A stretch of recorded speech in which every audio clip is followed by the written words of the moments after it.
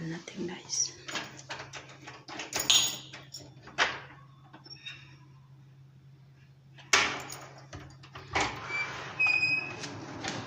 Ayan. Itong bahay guys, luma na to siya. Ayan.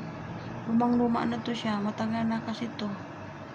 Siguro mga 30 years or 40 years na tong bahay. Tagal na to siya.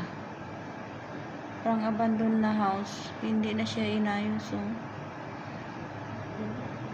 Kasi ang bahay na to is mula doon hanggang dito sa amin. Itong sa amin ibang door na.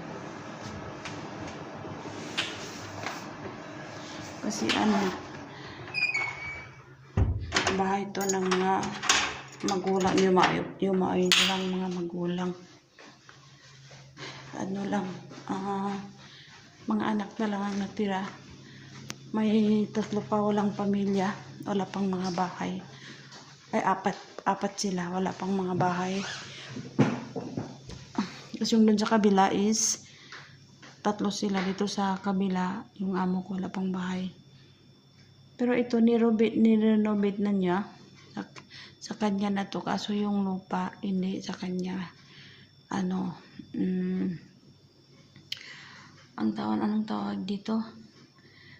Itong bahay na to, pagmamayari ng mga magulang nila. Marami silang mga magulang. Ay, hindi. Marami silang magkakapatid. Yung mga wala pang bahay, dito patitira. Pero yung mga ibang magkakapatid may mga bahay na. So, nasa iba na sila. Tapos yung wala pa, dito pa nakatira. So, ganun yun. Pag may bahay ng lahat may bahay na, ibebenta na ito nila. Tapos maghati-hati na sila sa pera. Ayan lang. Thank you for watching.